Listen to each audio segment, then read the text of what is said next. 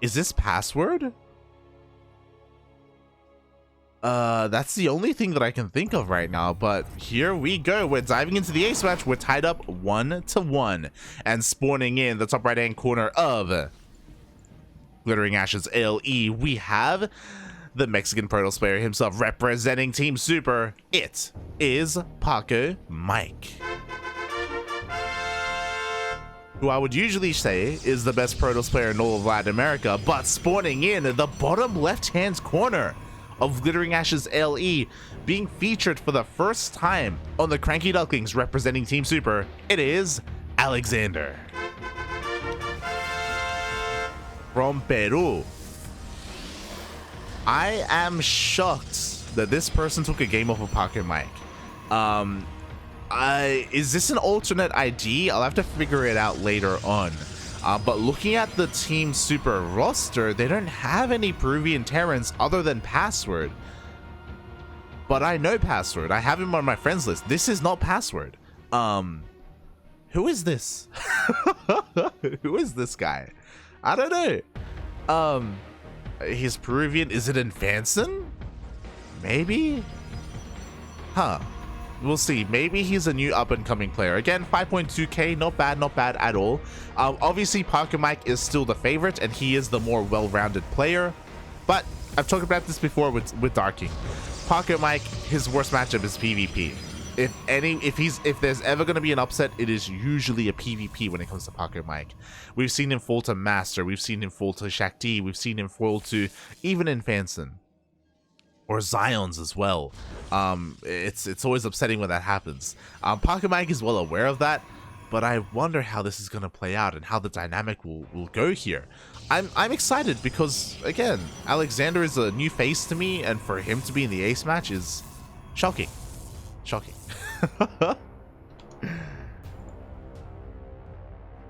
I kind of want to investigate this person a little bit more. Meanwhile, Pacomike went for a gas steal. Let's go. Interesting. I mean, so gas stealing affects Protoss players the most because gas is so important. Meanwhile, Alexander has his probe in the main base. He goes for a scout, and Alexander is going to see that Stargate. Very nicely done here. He does confirm everything. Will he even spot the 2 units coming out? He has a second probe, and it looks like he will. Again, very nice scouting here by Alexander, confirming the aggression of Pacomike. And he's going to respond with his own robo. Wait, did he cancel? Am I crazy? He canceled? Someone, I don't know if you saw the production tab, but Alexander was making a robo. He cancels and goes for a gate instead. I do want to say that his overall tech is feeling a little bit late. He's forced to take his gas at the natural base to try and catch up when it comes to the gas count. Oof. And yeah, we'll see how this goes here. I love this. We even have a pylon, a spotter pylon from Alexander to confirm the unit coming out. So he sees that, okay, it is going to be an Oracle first here. I know when it's coming out. I know when I need to get ready. I'm loving the scouting, especially because, mate, in a PvP, like, information is king. You win games based off of pure information. Alexander's moving out across the map. He can with these Stalkers because 2 Stalkers do beat 2 Adepts, so he can be a little bit aggressive. He knows the Adepts are a little bit busy here in the main base. Just chills here in the middle of the map. Has to be careful not to overextend because we are going to be having a couple more units coming out here. The Oracle specifically. Oh! Speaking of, he does catch the Oracle, already dealing some hull damage as well. Pacomike, unlucky pathing. The Oracle has done nothing so far. He keeps it alive there, and he is going for a second Oracle behind this. Interesting. It's going to be keeping these Stalkers busy here with these Adepts. Already taking a little bit of damage though, but again, he is just distracting him for the time being. And we have a blink opener here from Alexander. What I will say is that this feels a little bit late, to be honest. I think because Alexander was hyper-focused on scouting, like, it did kind of dig into his own build.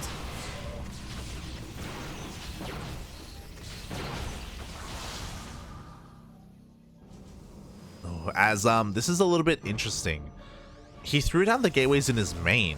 Pacomike has seen literally all of the production, everything there is to see. Pacomike knows that it's going to be a 4-gate Blink Stalker push here on 2 bases. Pacomike should be able to recognize this and start preparing. Oh, he does put the third base though as it is thrown down. Interesting. So overall, Alexander is going to have an army advantage. He just straight up has more production. He has double the production of Pacomike, but what Pacomike lacks in production, he makes up for in workers, he makes up for in upgrades. +1 is on the way. As the game goes on, Pacomike will just straight up have better army, better stalkers than his opponent. But he has to catch up a little bit when it comes to that stalker count, because Alexander, man, he's got a lot of units. But Pacomike may not care about that. Oh, I love it. Here we go. Pacomike is going to be pressuring the third base. At the same time, he's going to be trying to bait his opponent into these stasis traps.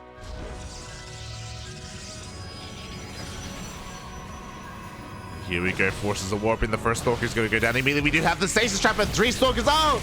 3 stalkers get stasis, but the second trap does get baited out. Regardless, Pacomike does have the stalker advantage here. We do have Blink from Alexander, so he does trade a little bit better, but now Blink does finally finish off for Paco. Oh, he just blinks forward. He's going for it. He's fearless. He's crazy. He picks off 3 more stalkers in the end. He can't reinforce across the map, so now is the time to leave. He's got to get the hell out of here before he loses too much. And now he is on the run, but in the end he does so much damage. At the same time, Double Oracle does go in towards the natural base. Because there are 2 of them, they one-shot workers. Ooh. Will lose his Oracle in the end, 1 of them anyway, but for 6 probes, worth it. And after all said and done, Pacomike does come out on top here when it comes to the trades. He was able to trade that much more efficiently compared to his opponent, pulling Alexander apart. Ooh. And now +1, it kicks in. I don't really like this. The fact that he's doubling down on upgrades, which is great, but he's also going for a Dark Shrine. Gambling a little bit here, hoping that his opponent skips detection. But we have 1 observer on the map. Meanwhile, here we go. Alexander's pushing out across the map, and anti-timing is pushing into +1 stalkers. He does have the overwhelming numbers, but with Blink, Pacomike, yeah, he's able to micro backwards as well. He does keep the majority of his stalkers alive. Has to be careful not to overextend. We want to be fighting with shield batteries, with overcharge.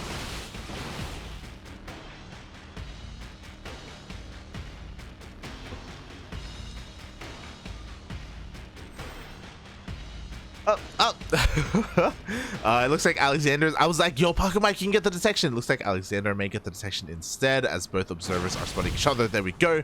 Observer goes down.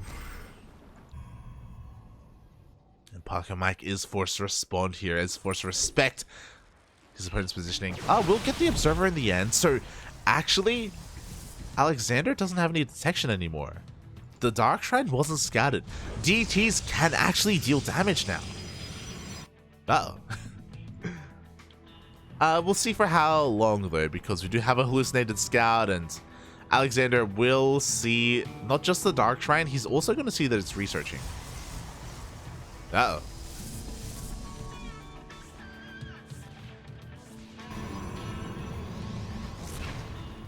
So there was a window here where Pacomike could have dealt some damage. That window was closed. We have cannons being thrown down in every single base. Alexander just fortifying himself up. DTs aren't really going to do too much here, let's be honest. But you know what? Pacomike, he knows that. That's why I guess he's getting Blink. With enough DTs, you can dive on cannons. You can focus them down. It is possible.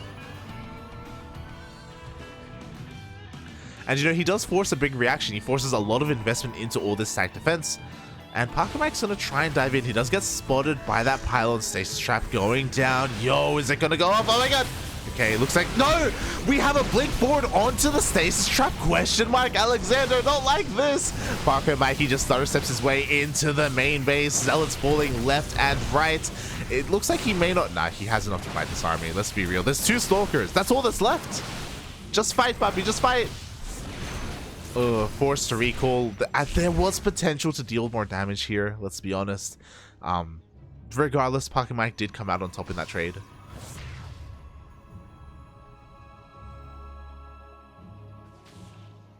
Oh boy. Meanwhile, here we go. The hit squad. 6 DTs are coming out for Pacomike. Do we have detection at the 4th base? We have 1 cannon on the way. 1 cannon is not going to be enough. 2 more cannons being thrown down. Oh god, no, not like this. The DTs come in. Oh, and so many probes are going to be going down here. Far too many. 14, 15 plus 17 probes go down. Ah! And the DTs just blink away. Well then. Oh god, my heart goes out to all those probes. They had families, they had kids, and now they're all gone. This may force Alexander all in, because look at the worker disparity. He is far behind in the workers. He's falling behind in the tech as well. +3 attack is on the way. Alexander has to do something. What can he do, though? What can he do? He's here. He's across the map. He dives on top of the shield battery. He's going to try and take this fight. He does have a decent Archon count, so depending on the angle of attack, maybe he can come out on top, but this is not the angle, mate. He needs to back up.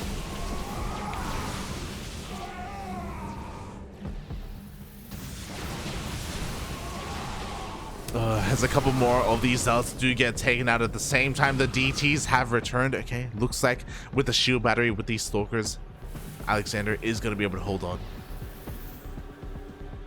But this is what I'm worried about most. Disruptors are on the way, and they change everything here. Pacomike, the first player to tech up. I mean, he has been on top of his tech. Let's be honest. He's ahead by 40 supply. It's insane. Again, I don't know how Pacomike lost the game here, but I mean, it's PvP, so I mean, anything could have happened. But at least in a longer macro game, it looks as if Pacomike is going to be outclassing his opponents a little bit here. Alexander recognizes that he's behind, so he's working up towards a robotics bay to get into double disruptor production. He has a second robo on the way as well. I don't like that, like, he's investing in, he's behind in the economy. To go into a dark shrine and your own blink, like, that's a lot of money. That's a lot of money not being used on more disruptors, on more of your current standing army. No boy. Meanwhile, both armies are posturing. Pacomike does spot the army of Alexander. And at the same time, we have a Zealot DT run by headed towards the fourth base. There's only stack defense. There's only a single sentry. This is not going to be enough. Thankfully, Alexander's army isn't too far away from this location, so he can turn around and defend. Pacomike sees the army moving out, and he's just going for a base trade. He doesn't care. Oh my god. Take my base. I don't even want it. I don't even need it, because you know what? I'm not going to take one base. I'm going to take two.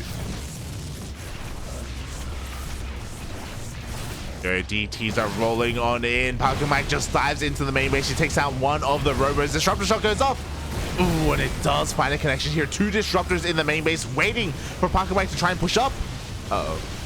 Oh my god, the Nova, no! Ah! The Nova doesn't go up. Pacomike is breaking on in, but he just lost the base and he's about to lose another. Meanwhile, that DT run by didn't do any damage. It got cleaned up.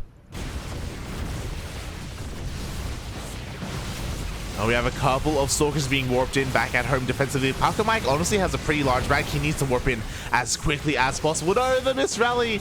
Disruptor almost gets thrown away. We do have a couple of DTs as well. Thankfully, Pacomike does have detection with his main army. Alexander doesn't know that, though. He's hoping that maybe he can get something done here with these DTs. More DTs being morphed in as well. Are we going to see a recall? No, we don't have enough energy. He's got to go. He's going to commit. DTs come in from behind. He's going to get on top of one of these disruptors, but there is detection. DTs will eventually be cleaned up. There we go. They go down immediately. At the same time, he's trying to dive on these disruptors, but it's not going to be enough. Pacomike, his economy was just too damn good. He warps in at home defensively, and he defends.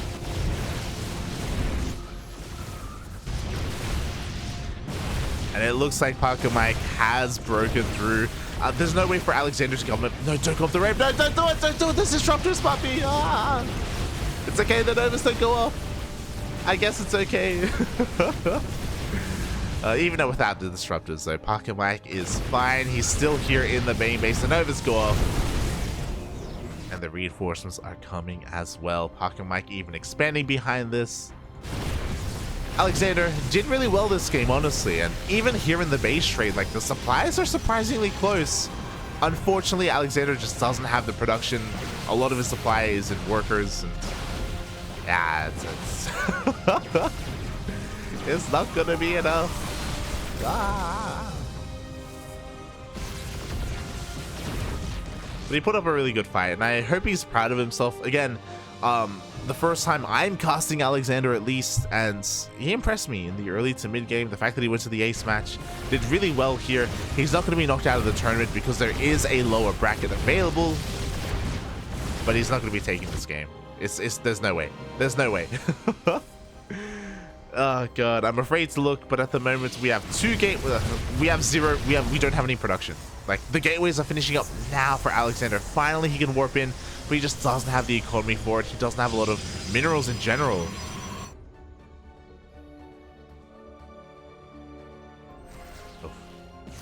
Pacomike has to be careful not to lose too much here. With these charge lots, Pacomike is going to lose a lot of supply, but oh god! First Nova goes off. Here comes the second as well on top of that Archon. Do you have a recall? Before the recall goes off, one Immortal and the Disruptor does get picked off. So, again, Alexander fighting his heart out. But look at this army. Just look at it. How do we beat this? How do we beat this, Papi? We have 3 Stalkers and 10 Zealots. But again, he fought his heart out. He's trying to rebuild his infrastructure, his production. The Robo's on the way. Unfortunately, he needs time, and Pacomike is coming. Like, Pacomike knows that if he does play a little bit too passively, then Alexander could come back, and he doesn't want to risk it. Doesn't want to risk it. We see the blink go forward. We were trying to set up a surround here for Alexander, but again, he just doesn't have the numbers for it. He's going to go for a counterattack, maybe try and force a recall. But before that recall happens, the base is going to go down. More gateways are being depowered. The probes are forced off the line. They could even be chased down. Pacomike doesn't need to.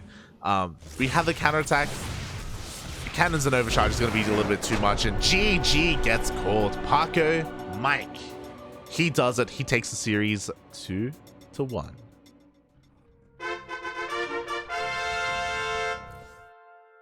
GG. Oh my god. I was a little bit stressed out in the beginning, but Pacomike played that out very well. Very solid play from Pacomike. And Alexander didn't play too badly either. I hope we see more of him. Again, the name seems familiar to me. Has he played in other tournaments? Maybe.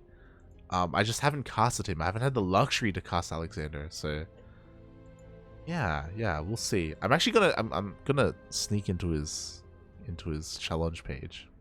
Okay, he's played in I say a lot, like a handful of Sentimientos and Copa Hyperions last year. Not so much this year. So it's cool to see him back. It's definitely cool to see him back.